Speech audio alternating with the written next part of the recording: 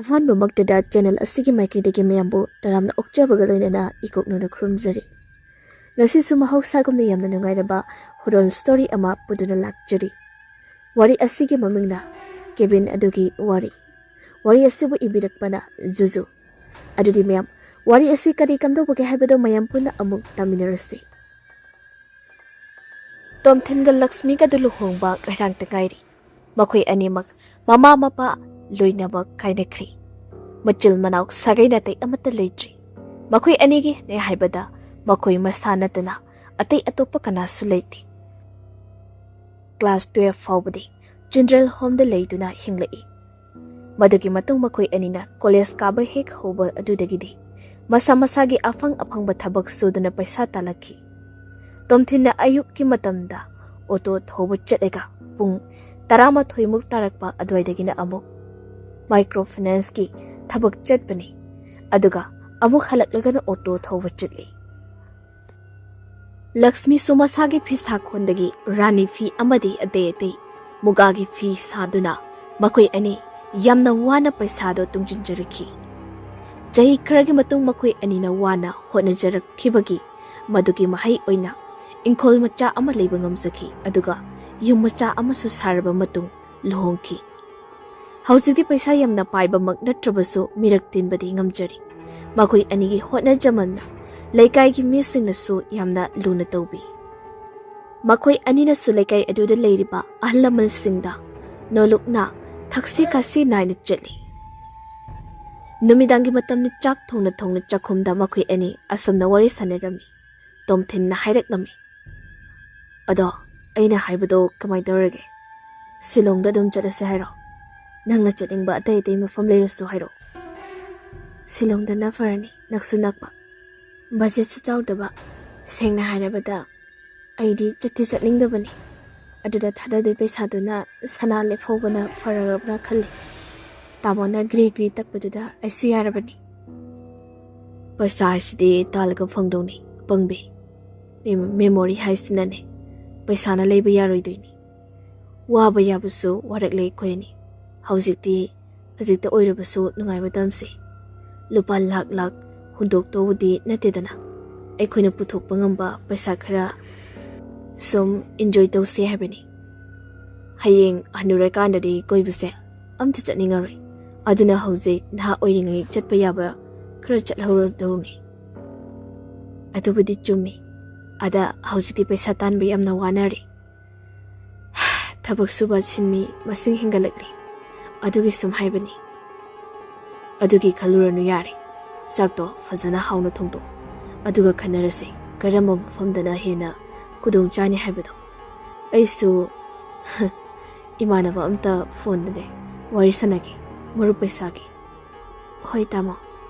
ꯑꯁꯤ ꯍꯥꯏꯗꯨꯅ ꯂꯛꯁꯃꯤꯅ ꯆꯥꯛ ꯊꯣꯡꯍꯧ꯫ ꯑꯗꯨꯒ ꯇꯣꯝꯊꯤꯟꯁꯨ ꯃꯥꯒꯤ ꯀꯥꯗ ꯆꯪꯈ꯭ꯔꯦ ꯃꯃꯥꯟꯅꯕ ꯑꯗꯨꯒ ꯋꯥꯔꯤ ꯁꯥꯟꯅꯔꯨꯔꯅꯤ ꯍꯥꯏꯅ꯫ ꯆꯥꯛ ꯇꯣꯛꯂꯕ ꯃꯇꯨꯡꯗ ꯆꯥꯛꯈꯨꯝꯒꯤ ꯊꯕꯛ ꯑꯇꯩꯁꯤꯡ ꯂꯣꯏꯅ ꯂꯣꯏꯁꯤꯜꯂꯝꯂꯒ ꯂꯛꯁꯃꯤꯒ ꯇꯣꯝꯊꯤꯟꯒꯗꯣ ꯃꯈꯣꯏꯒꯤ ꯀꯥꯗ ꯂꯥꯛꯇꯨꯅ ꯐꯃꯨꯡꯗꯨꯗ ꯐꯝꯂꯤ꯫ ꯑꯗꯨꯒ ꯃꯈꯣꯏꯅ ꯀꯣꯏꯕ ꯆꯠꯀꯗꯧꯔꯤꯕ ꯃꯐꯝ ꯑꯗꯨ ꯀꯗꯥꯏꯗ ꯆꯠꯁꯤꯒꯦ ꯍꯥꯏꯅ ꯐꯣꯟ ꯑꯗꯨꯗ ꯌꯦꯡꯂꯒ ꯁꯨꯝ ꯊꯤꯔꯝꯃꯤ꯫ ꯂꯛꯁꯃꯤꯅ ꯁꯨꯝ ꯐꯣꯟ ꯑꯗꯨꯗ ꯊꯤꯕꯗ ꯄꯤꯛꯇꯛ ꯇꯧꯕ ꯀꯦꯕꯤꯟ ꯑꯃꯈꯛꯀꯤ ꯐꯣꯇꯣ ꯃꯥꯒꯤ ꯐꯣꯟꯒꯤ ꯁꯀ꯭ꯔꯤꯟ ꯑꯗꯨꯗ ꯍꯦꯛ ꯎꯔꯨꯔꯤ꯫ ꯀꯦꯕꯤꯟ ꯑꯗꯣ ꯌꯦꯡꯕꯗ ꯔꯥꯁꯤ ꯌꯥꯝꯅ ꯂꯩ, ꯏꯪ ꯆꯤꯛꯅ ꯎꯏ꯫ ꯂꯝꯍꯥꯡ ꯑꯣꯏ ꯎꯃꯪ ꯑꯣꯏ ꯇꯧꯕ ꯃꯐꯝ ꯑꯃꯗ ꯀꯦꯕꯤꯟ ꯑꯗꯨ ꯈꯛꯅꯤ ꯂꯩꯔꯤꯕ꯫ ꯑꯇꯩ ꯌꯨꯝ ꯑꯃꯠꯇ ꯎꯗꯦ꯫ ꯇꯁꯦꯡꯅ ꯃꯐꯝ ꯑꯗꯨꯗ ꯌꯨꯝ ꯑꯃꯠꯇ ꯇꯥꯗꯕꯒꯤꯔ ꯅꯠꯇ꯭ꯔꯒ ꯐꯣꯇꯣ ꯅꯝꯕ ꯀꯦꯃꯦꯔꯥ ꯑꯦꯡꯒꯜ ꯑꯗꯨꯅ ꯌꯨꯝ ꯑꯃꯠꯇ ꯎꯍꯟꯗꯕꯒꯤꯔ ꯍꯥꯏꯕꯗꯤ ꯂꯛꯁꯃꯤꯅ ꯈꯪꯕ ꯉꯝꯗ꯭ꯔꯤ꯫ ꯀꯦꯕꯤꯟ ꯑꯗꯨꯒꯤ ꯃꯔꯝꯗ ꯐꯣꯇꯣ ꯑꯗꯨꯒꯤ ꯃꯈꯥꯗ ꯋꯥꯍꯩ ꯈꯔ ꯏꯔꯤꯕ ꯑꯗꯣ ꯂꯛꯁꯃꯤꯅ ꯃꯈꯣꯜ ꯊꯣꯛꯅ ꯄꯥꯔꯛꯂꯝꯃꯤ, ꯇꯣꯝꯊꯤꯜꯁꯨ ꯇꯥꯅꯅꯕ ꯍꯥꯏꯗꯨꯅ꯫ ꯎꯈ꯭ꯔꯨꯜ ꯗꯤꯁꯇ꯭ꯔꯤꯛꯀꯤ ꯃꯅꯨꯡ ꯆꯟꯅ ꯂꯩꯕ ꯀꯥꯡꯀꯨꯏ ꯈꯨꯂꯦꯟ ꯍꯥꯏꯔꯤꯕ ꯈꯨꯡꯒꯪ ꯑꯁꯤꯒꯤ ꯆꯤꯗꯥꯏꯗ ꯂꯩꯕ ꯀꯦꯕꯤꯟ ꯑꯁꯤꯒꯤ ꯃꯃꯤꯡ ꯗ ꯁꯥꯏꯂꯦꯟ ꯀꯦꯕꯤꯟ ꯍꯥꯏꯅ ꯀꯧꯏ꯫ ꯂꯨꯍꯣꯡꯕ ꯀꯨꯏꯗ꯭ꯔꯤꯕ ꯀꯣꯄꯜꯁꯤꯡꯒꯤ ꯑꯣꯏꯅꯗꯤ ꯍꯣꯅꯤꯃꯨꯟꯒꯤ ꯑꯣꯏꯅ ꯌꯥꯝꯅ ꯁꯨꯏꯇꯦꯕꯜ ꯑꯣꯏꯕ ꯃꯐꯝꯅꯤ꯫ ꯗ ꯁꯥꯏꯂꯦꯟ ꯀꯦꯕꯤꯟ 1990s ꯀꯤ ꯃꯇꯝꯗ ꯆꯍꯤ ꯅꯍꯥ ꯑꯣꯏꯔꯤꯕ ꯃꯇꯩ ꯃꯅꯥꯎ ꯑꯅꯤꯅ ꯁꯥꯔꯝꯕ ꯀꯦꯕꯤꯟ ꯑꯁꯤ ꯄꯩꯁꯥ ꯏꯆꯪ ꯆꯪꯗꯅ 5-star hotel gumna leiba yaraba mafamni. Tomthinsu Lakshmi gi phone aduda fat yengda ami. Phone aduda uriba Kevin adugi. Masak tu Tomthin na khazik haina bawali. Kevin aduda leirubada makoi anina afawa nungai gi. Thaudok amata thokadaba mandi. Tomthin tapna hanglaklami. As sidabu leiba nungai gadro. Mafam se kaidomi taw tawi. Hi yengbada tu chungba phawi. Lakshmi na harau na hairaknami. Seki Kevin se chap charabani. Ikhoy anigi oidadi. Paisa so yamna tingaroi. Ing chikna su leiba phangani. Asina chap charida. Yardi hayengmag chananaba tawrasira tama. Tomthil wakhal charangna gumna tawi. Magi 6 cells ki matung inna mafam aduda satningba sungphaw phawdi. Adubu Lakshmi gi khalaga ma tapna khumlai. Hoi nangnabu yaradi Kevin astida oina chalasi. Aigidi akaibam ta leitida. Nangna chalingwa mafamduda adum chatoini. Lakshmi do nofet taw. Atuneba pochai pek tawsinaba haurege hayengdagi ko. Tomthinsu Lakshmi da nofet tawsili. Hauro thuna dum chalasi. Amamba mafam amani yum oina sutawi. Lakshmi do amamba marak aduda. Makutna wall aduda. Maraduna laklaka kawi. Kana laige. Kanamta laita bro. Tamo. Aina ko bata bro. Adubu kanana so magi pakhum pirakti ichik chiklaba mafam aduda mama tomta leiri. Khalak pamikopta Lakshmi masado kibana thak niklei. Adubu akiba pumba phasandana adumak wall aduda maraduna changsinbadi leplamdi. Tanjaduda karondagino khangdat nupi amagi khonjal na tapna kauraklami. Sonthangna na chirol oina. Lakshmi. Khonjal adi tabda Lakshmi lawai litongi samga chap yengkhotki. Tu chungkhiba khangodi. Khonjal adu kadomdagi lakpano ma haiba ngamde. Adubu yum manung adudagi thorakpa makhol oiramgadra haina di chingni. Magi masada ayingba nukshisu humjila ami. Ingbaga kibaga punsin kibana makong thangba fazana thoktri adubu yamna wana makong do thangduna yum aduge manungda asum achum changsili. Atopa nupi amagi khonjal na amukso hairak-lami sonthangnaba khonjal na. Sida lao Lakshmi. Thangnaba mikopta Lakshmi ki nakong magtada yamna nakna nupi amanaso chirol tawrak-lami magi hek matungdagi. Aikhoigi nakta leiraslaw. Khonjal sing aduna piriba akibado khangba ngamdraduna Lakshmi kana lauri. Tamo kadai leige. Asanda kau-kauduna wall adida maraduna lakpana. Kona thangda sweet box ama magi makutuna thengnarami. Lakshmi na sweet ama namdana on tawi. Pumamamlamba mafam ado hausiti pungat ngali. Magi akoibagi saktam so loina uba fangli. Mana leiriba mafam ado staba loidriba. Basement amani haibaso Lakshmi na khangli. Mikop adudani Lakshmi gi mit aniduna urakhiba akiba saktamdo. Chahi naha oiribi nupi singi asiba haksangtana mafam ado sinba thungna kochai saiduna leirami. Ihingna hingsari mafam aduso. Kangsilaba isingduna walda paklaga leibaduna hena akibagi masak uheli. Lakshmi mare shetliba pizol amadi makuttaso iyamna teiri. Magi mamita uriba saktam ado Lakshmi chatambado chap lepi. Aduga munna tarang amada yengduna lei akiba saktam aduda. Second kharaki matungda Lakshmi gyan khangnaglai. Makut anina nakongdo mensilaga mamit adu jejet ushinduna amuktang kanna hauna lauraklami. Mana lauriba ado taibang fauna hauna lauraklami. Makolduda mikap thoraktuna tomthinna mabu haudui. Lakshmi se kedorage mitpanguse. Lakshmi do masado thak ni. Thangnaba mikupta mamit ado khangpang pangduna yenglakpa matamda magi mangda tomthil ado masamana ipapa pakhatna mangonda yengduna leirami. Lakshmi phatkun sili tomthinda aduga magi thabak waida mamai ado upsindana Makol thokna kapthorei. Tomthinna mabu themjinbirei. Yarse kaputolose. Ai leiribasidi. Asana tomthinna themjinbibadagi Lakshmi su kapatokli. Aduga kona thangda tumthakri. Mathangi ayuki numitni. Tomthinga Lakshmi kado masa-masagi pochai singado loina pek tawba loiraduna makhoigi car aduda kakhatni. Aduga kangkui khulen hariba khongang adu tamna chananaba sem sab loiri. Google Map tagi location yengduna kangkui khulen tamna gari adu thawrakle makhoi ani. Lambida breakfast amadi lunch na chingba saba thakpa tawbagi matam khrasu kaithokli.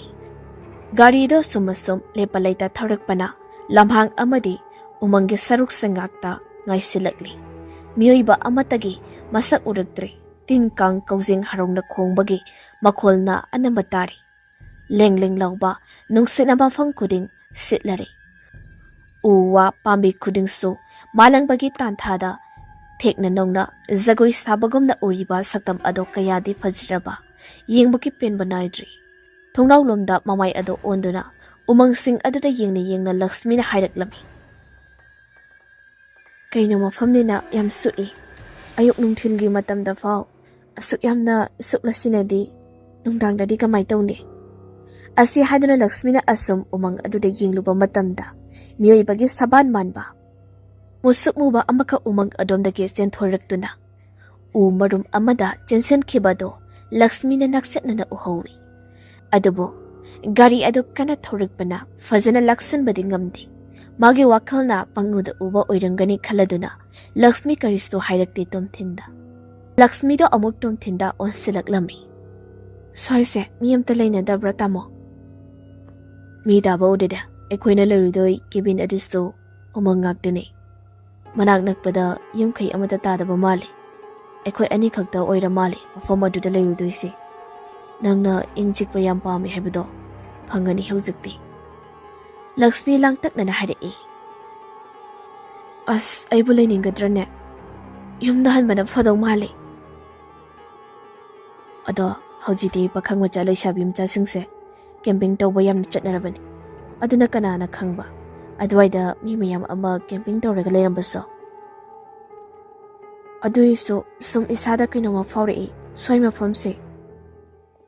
Yareko taning demta nangbu free yam pamdaine. Free dani ikoina lerudusi. Lakshmi kumlakti tumina laikli. Mana pami haina khanjaruba mafamni. Aremba free yamna pamlubani. Aduga hauzina amu mafam adu yokselaklaba mafam aduda lainingdre yumda halasi kamaina hairuni.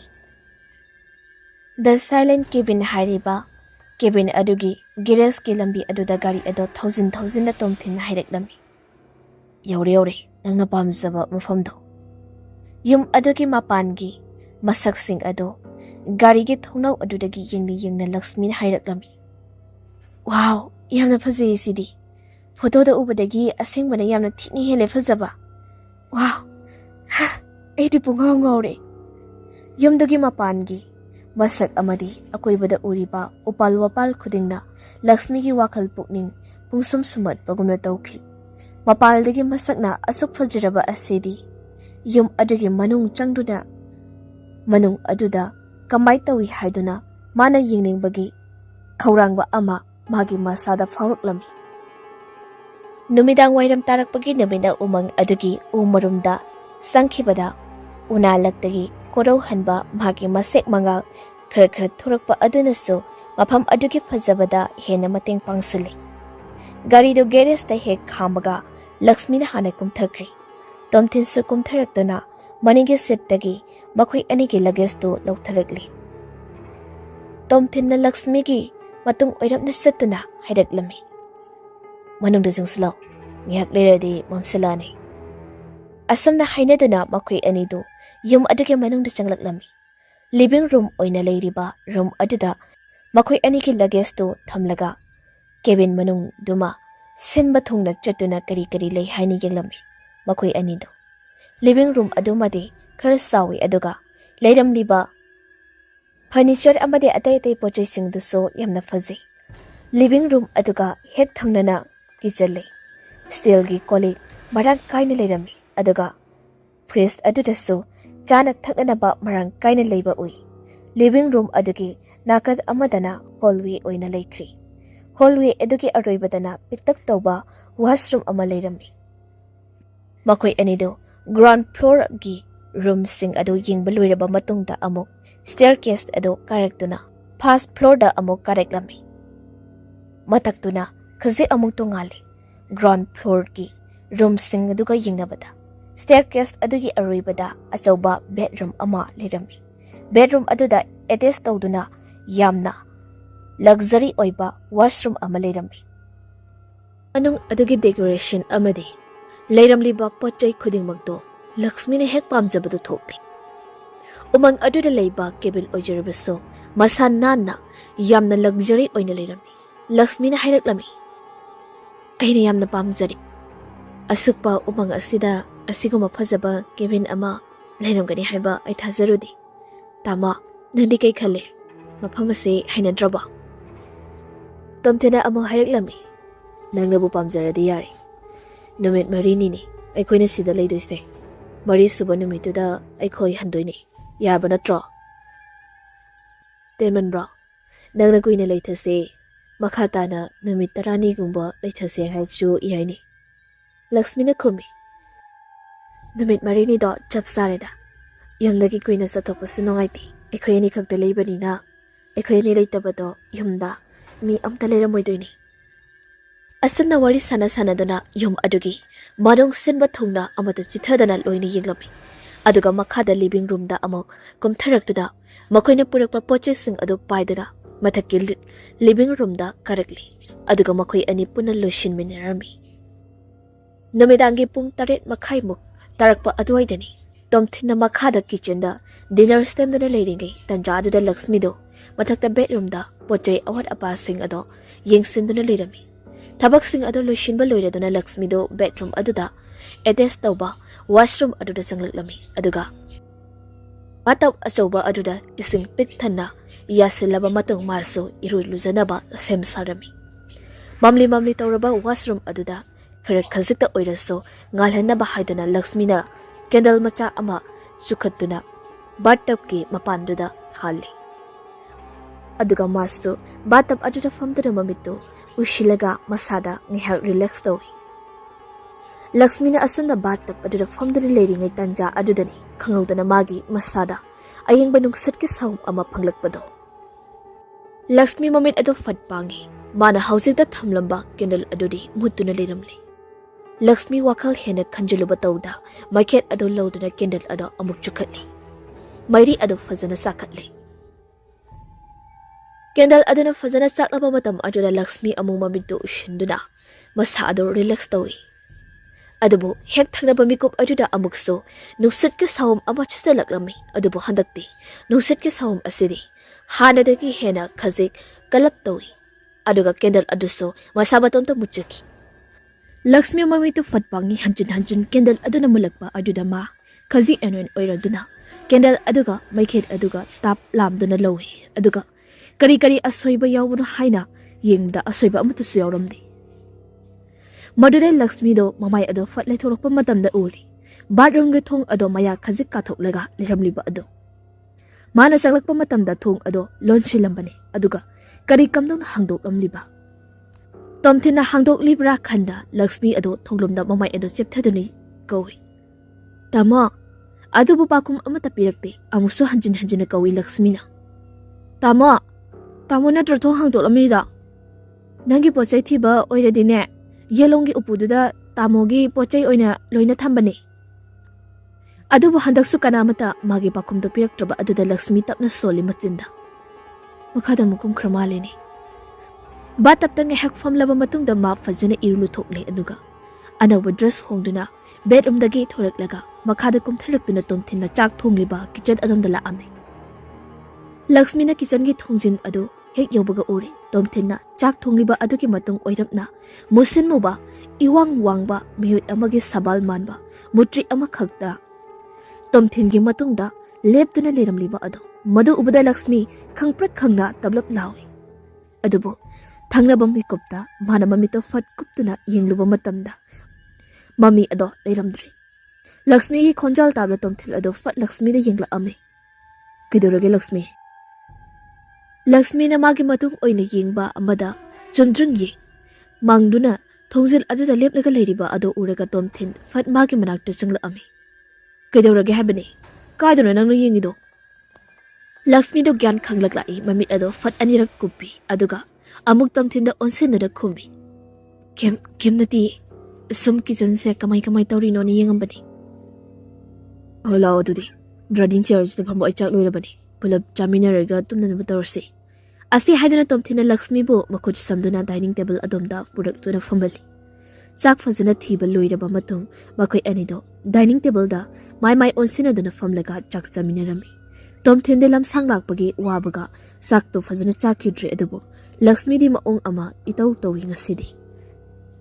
Chak sapagi mahut tarang ama da mangduna hekta leirami.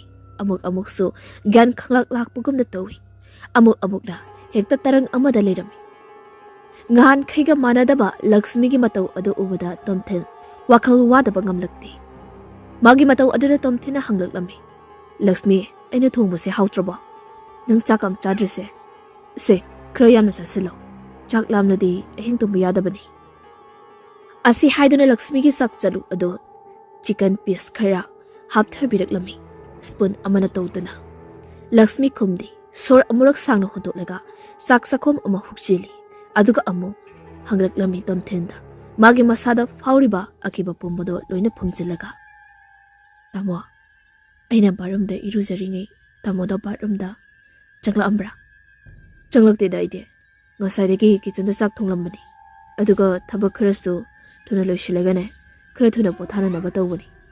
Nangna sila changlakpagi timing duda aisu mathakta kage di khalami. Ado nangna changlakpana hale. Oh, kaidorage hayo. Nangna sangamdabra.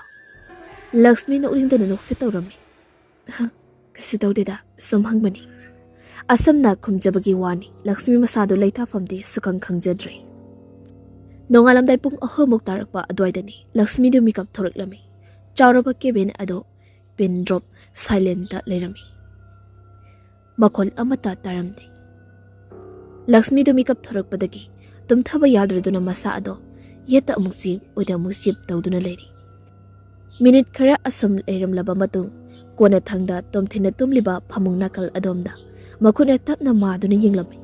Adobo tomthindi leiramdri mana hitlamba zaga ado ihang hangduna leiramli. Lakshmi pakatpoi kaiboy mamit ado fatpangi aduga phamung nakan aduda yengi tomthina phamung aduda tumlamdaba ado Lakshmi mamit mangda uri. Ka adu musi taunadi ngali. Adubo amambagi sarukna heli. Lakshmi masa adu tapna haugali aduga phamungdagi makong adu thangthagi hek tawbaga uri. Phamung aduda mayoknada thariba upu adugi nakanda nupi amana tubak tasinduna mamai non thaduna phamlaga mami sami oina leiramliba ado. Saktam adu ubada Lakshmi pakatpana makol hauna lawga tawi. Adubo magi khanawdagi khonjal ama phawba thokpa ngamdi. Lakshmi gi pakhatpa mataw ado mami sami oina uriba nupi aduna sukhangba mali. Mamai ado tapna nungkhalai Lakshmi lomda.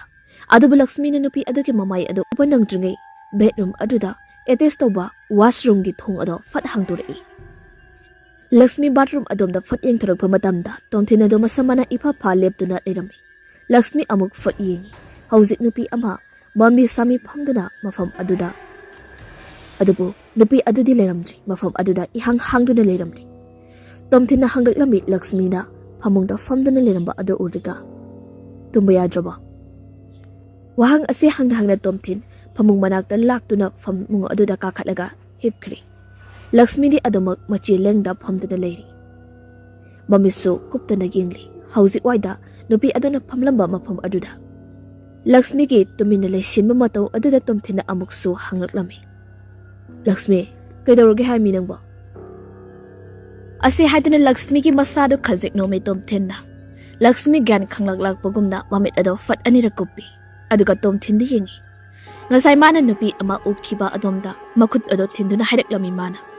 Asida kaino ma ui nupi ni. Nupi ki phiba murti ni. Aduga nupi duna engonda jinglak pagumna tawi. Oise. Tumula. Se.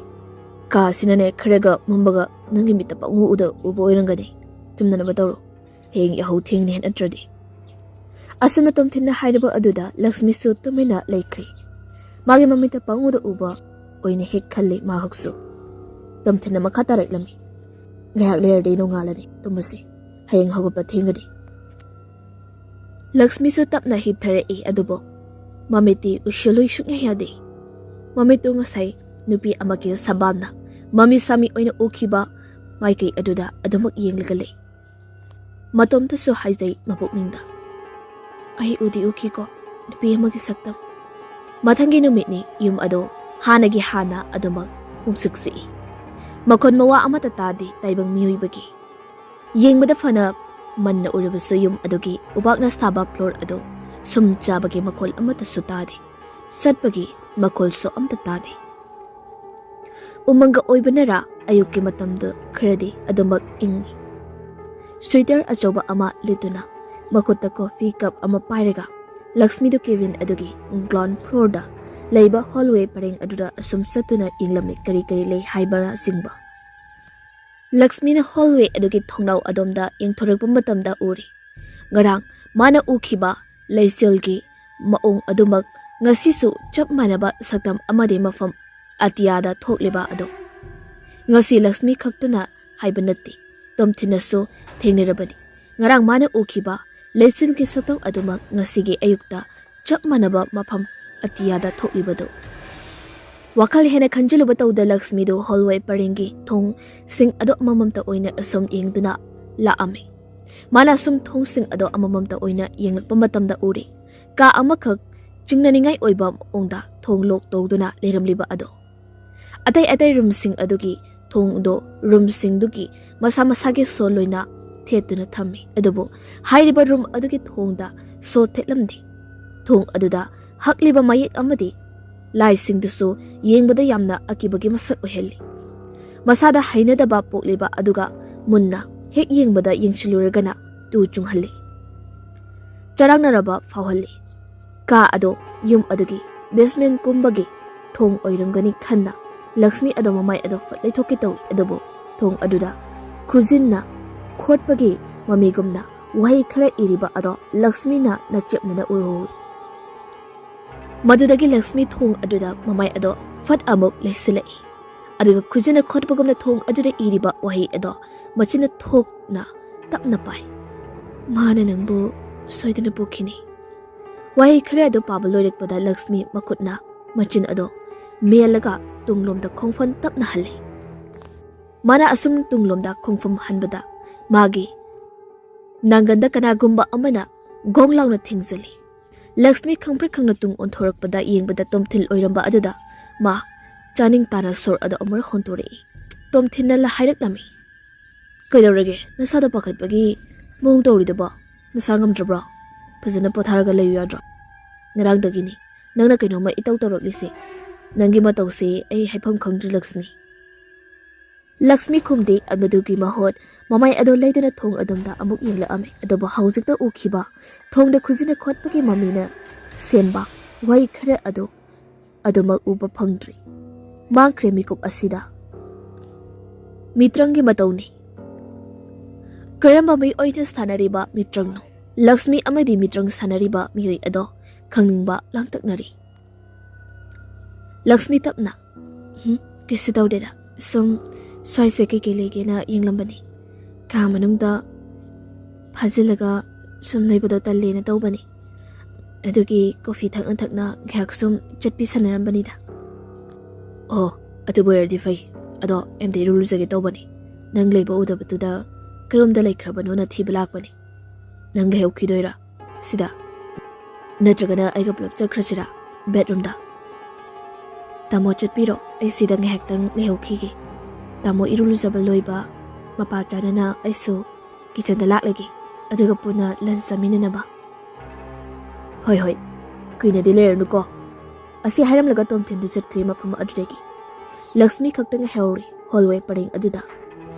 Amtina hek magi miying wangbat lan kebaga Lakshmi. Maki masada kanghaw dana ing lauba nungsit ke sahum ama homjilak lamay. Lakshmi masado tasindana magi coffee ado sip amurok chingi haina hek chimbal tamna thangatpaga yotlingi manamga sa apumbagi manamga pulap punsindana magi manatonda namlaklami. Lakshmi sugalap tawna coffee cup ado thangthei aduga cup manungda kari yawgi haina yinglaami. Mari mari tawba nang lauba mahi khara coffee cup aduda yawrami. Mahi ado coffee nati haibagi apikpa angang na fawba haiba ngamgani. Masada thuk laurami ma cup ado hallway gi thongnaw adomda phatna hundok lamlaga ma prap tawna bedroom adomda laami.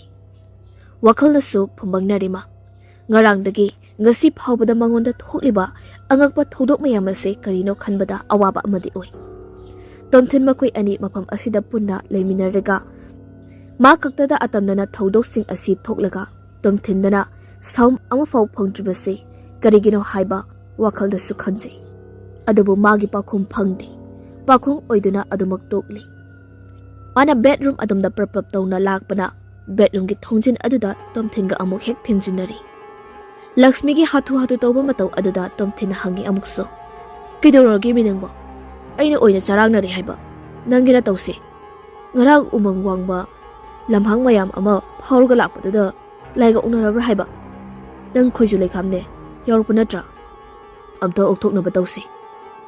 Lakshmi karisu tawde haibago makokto fatpat hairablaga bedroom aduda sangki aduga phamang masi aduda phamlaga ongduna lekhima mamai adonon thaduna tomthin chu changsilaklami aduga Lakshmi gi mamang oirap leptuna hangla ami amuso tangno sanwai jodi hairo fazana potharaga legesu leram ei chak thonglak aduga chak tuklagane yumsigi akoibada ke legena amuk yengluknaba.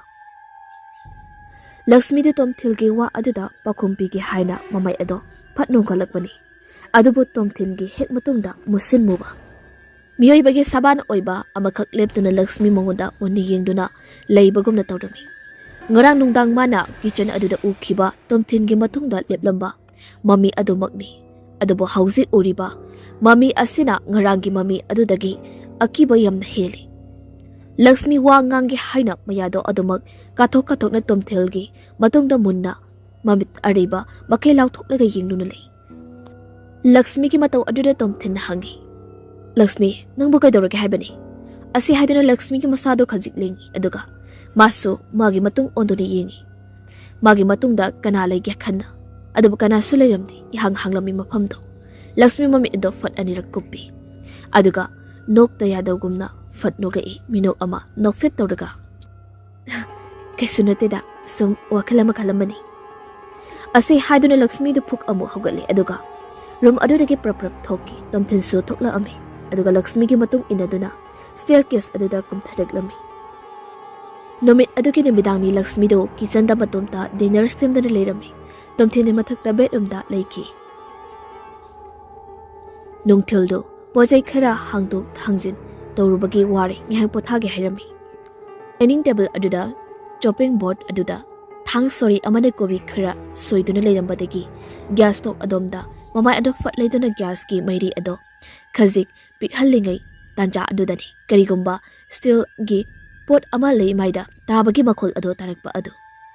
Lakshmi khangpre khangna matungdu fat on thore e aduga dining table adomna yenglakpa matamda uri mana hausda soiramba kobi patum ado thang sori amana jansidura leiramba ado.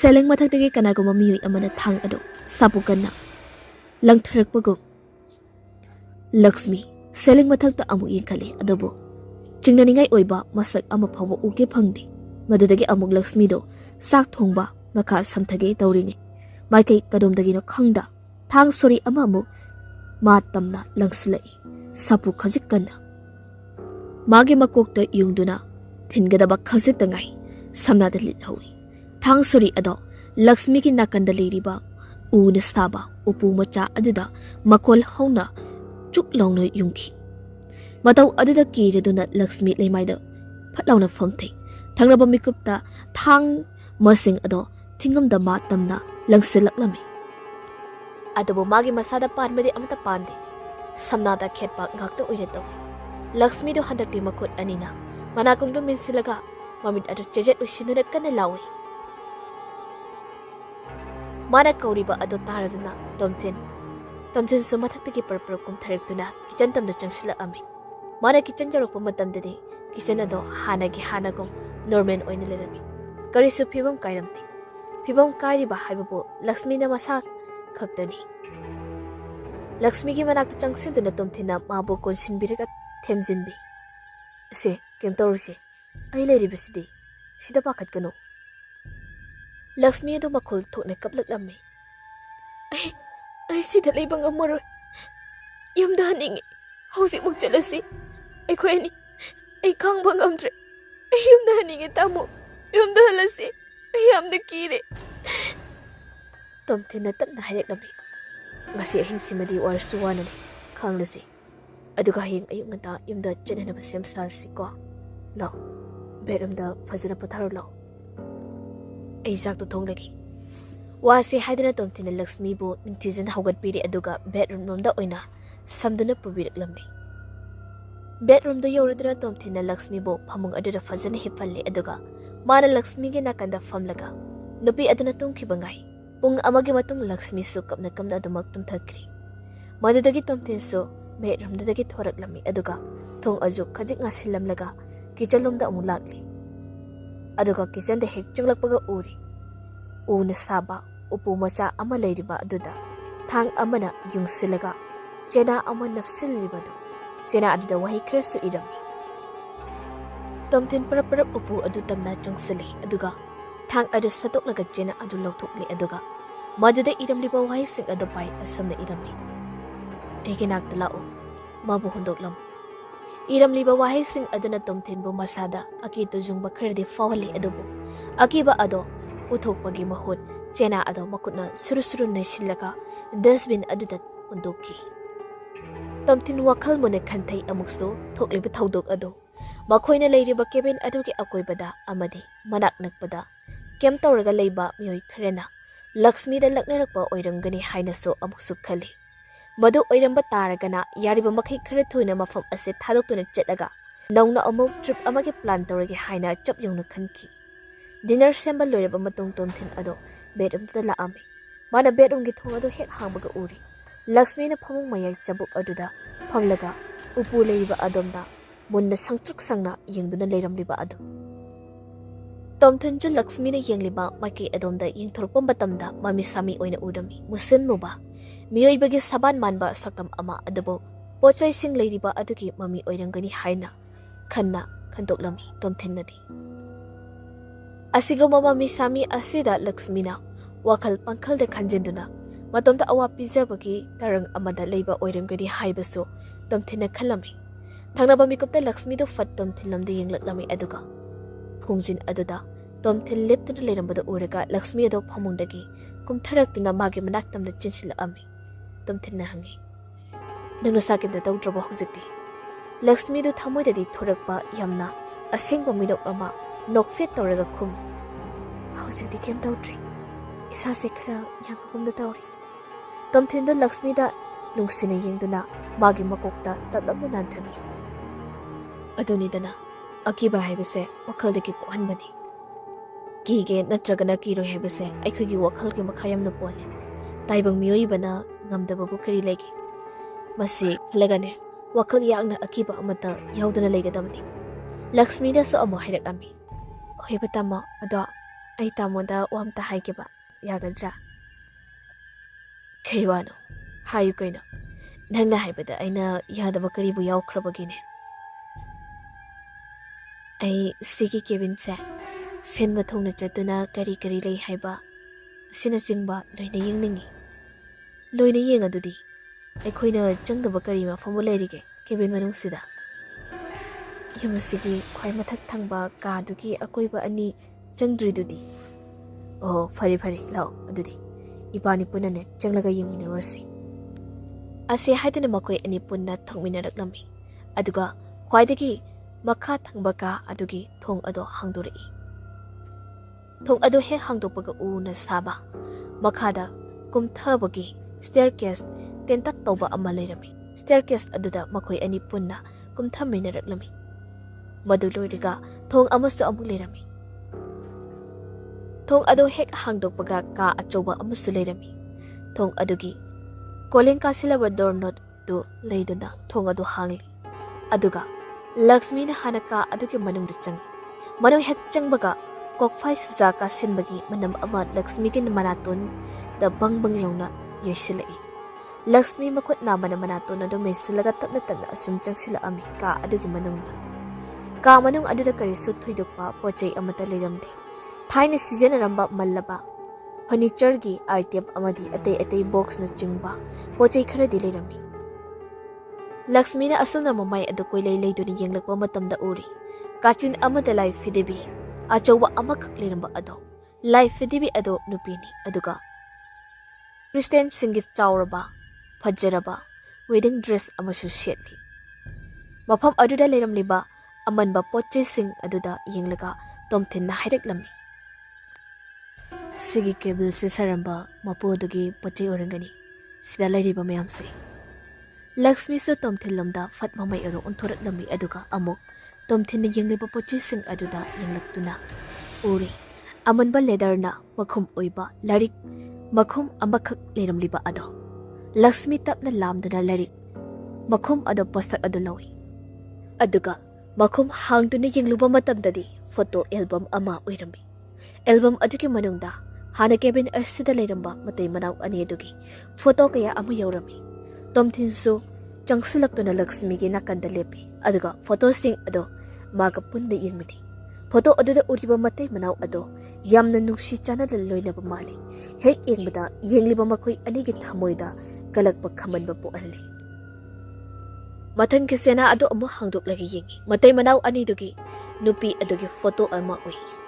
Adubu photo aduda uriba nupi ado mara nokliba minok adugi marumda karigumba awaba nungaitaba amadi losin magumla tawba oina tinga Lakshmi gi ga mamita uhalli. Lakshmi na photo aduda munni yengba matamda uri nupi adugi mangaksam adwaida dakfam khara tariba ado. Lakshmi na uriba adugumna nupi adugi dakfamdo tomthina su urami. Ngakchana na makhoi ani na yengni. Asam china sing ado faktuni yenglakpada kona thangde album adugi manungdagi thupchilaba chena amat lemaida taraklami. Lakshmi na chena adu lokhatli aduga hangdoklaga pai manungda irakliba sing ado tomthin su wakhalna pai iramliba singdo. Chena aduda asam irami. Aigi nungsibi hauste aigi naktigi chatkir konangse. Ai apattaba nupa amadi nateko. Ai nangonda asoiba ranba thabuk amtadi tawkhideko. Nangna ibu thabuk mayamdo namduna tawhankibani. Nangna ibu namduna anghoba mista am ohenkibani. Hausiti nangi haksang ado atopa marakta tinduna leiri. Aduga aina ningamdaba amaga loinana adoba hingduna leihori. Kaigino nangna asumna tawriba. Kaigino nangna ibu anghoba mista am oheliba. Aina nangbu hardkidi. Aina nangbu ikutmakna hatpangamkidi. Adubun nangna namdana aiki ikutmakna nangbu hatlale. Nangna namdana aibu mihatpa misa amo heli. Aiki iralnati. Mumna nanginaran. Ay dilan kidi. Iramlaba wahi sing ado pabaloirak pada Lakshmi dor sor amurak kangting tingi. Karima tawno. Tawri basi. Nupa sinama masamaki nupi ado. Hat kibo oiriko. Yari makata na paro no. Tumna na batawsi. Aduga hayeng hek nungan baka ekoyani yumda hanabani. Photo album do namosida. Asti haina tomthina Lakshmi gi makhotagi photo album aduga chena aduga tap mullaka mafum adude thanami. Aduga Lakshmi bu puduna ka adudagi punna thokminaraknami. Asumna makhoi ani adu bedroom aduda lakli tumba themkri. Mere khare ki matungna makhoi ani adu maktum thakri. Lakshmi do mami to ushinuna lemaida kudak kunnuda phamlaga leirami. Magi makhut ani aduda so lemaida thami. Thangnaba mikupta Lakshmi mami adu tapna pangi. Mani yengthorakpa matamda ma masagi khujin ado I taiduna leiramba aduda khangpre khangima. Lakshmi tunglomda fathale adubu mikup aduda magi makhongna karigumba chochot lauba posak amakhak netlami.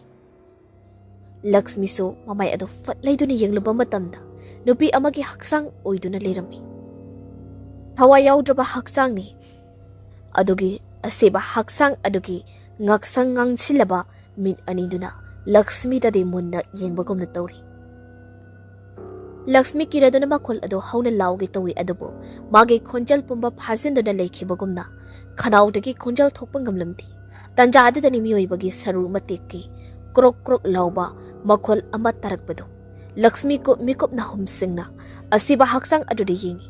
Thangnaba mikop ta haksang adu tapna tapna lengba hauruklami. Haksang adu tapna tapna haugalagtuna Lakshmi ki manak tamna changsilaklami.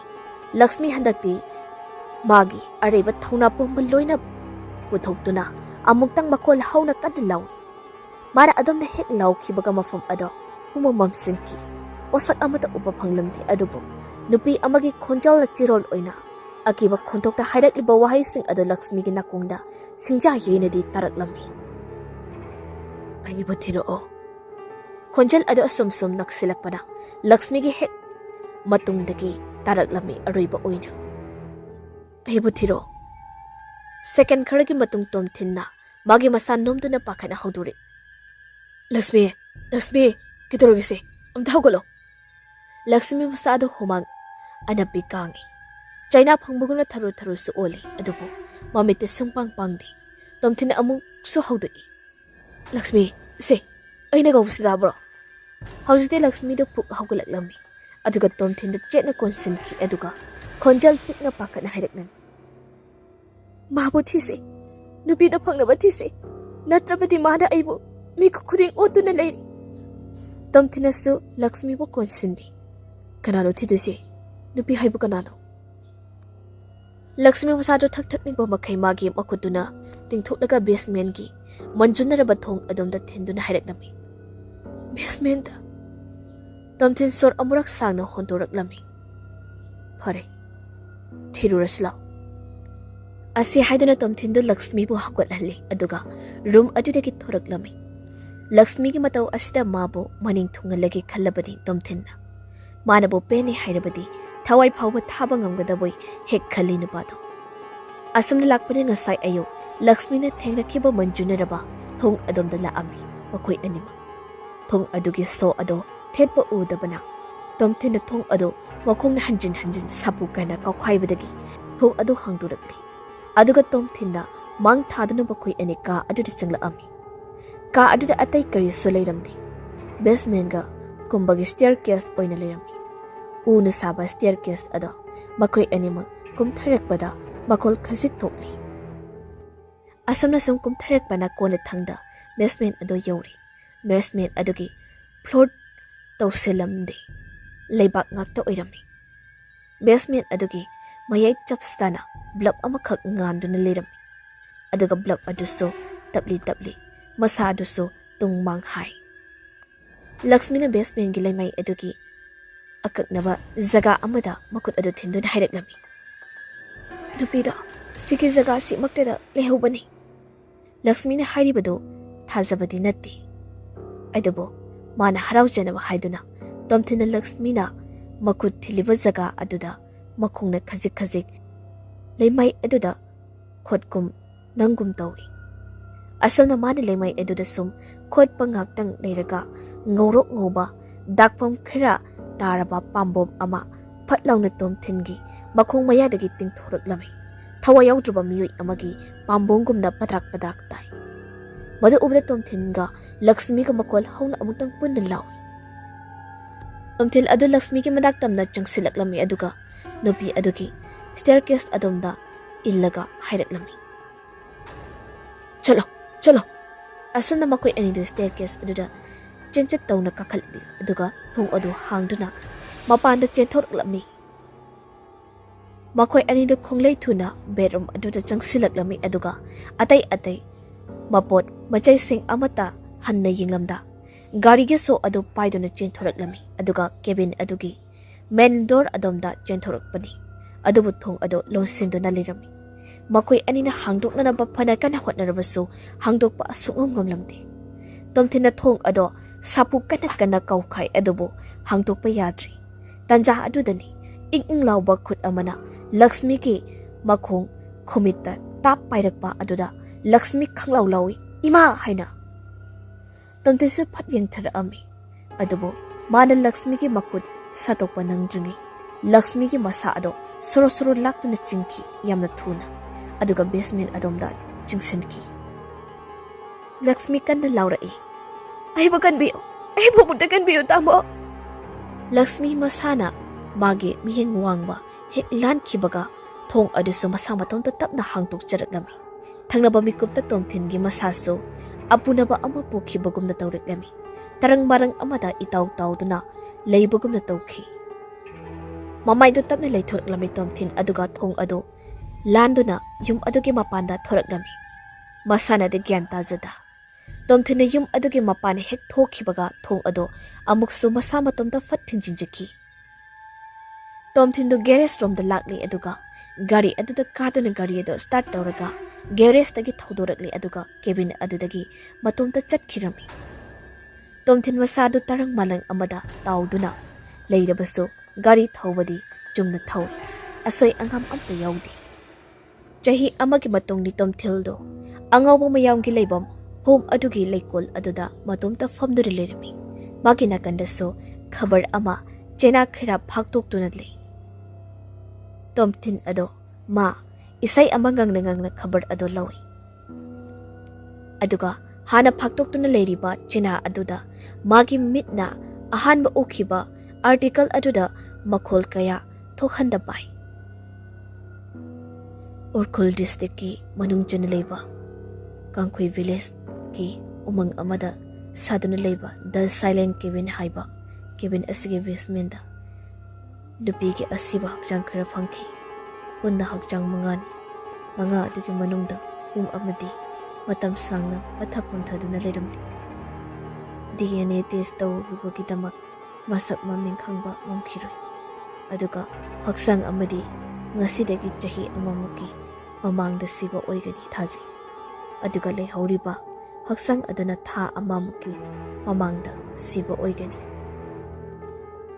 mihat aduna karigi damak kamdona makoibu hatpano haiba aside chapsana khangba ngamtrabaso nupising ado tamthina ot nebagi mamidi tai hairiba cabin asi 1990s ki matamda lohongba kuidriba matai manau ani khakna saramba cabin ni nupa ado masagi wakal leina leiba psychiatric patient amani aduna mana maki nupi adobo itattatna phubu jeiba tawbadagi nupi ado leikhidabani haini hairiba nupi adugi asiba haksangdi adumuk thiba phangkhiri madi nupa adu sumatomda suicide tawduna sikibagi case ado drop out tawki thajaba yaba likhun singna haibagi matung ina hairiba kibin aduda leiruba natraga sanguba matai manau natraga kofal khudingmaki mathakta police ta missing report thangkalakhi adubo report ado thangkalakpa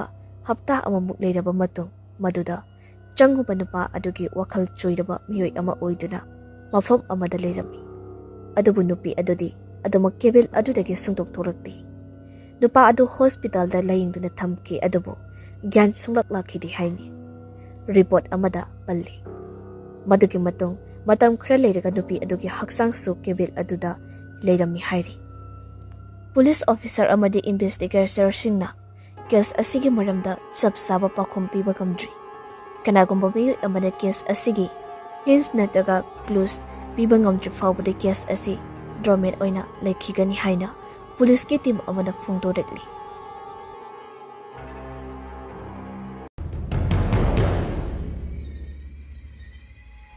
Masih kita matang ngasih wari ase loijari wari ase patok coba matam da soikiba langkiba yaurabasu mayamna ngakbiyo haijari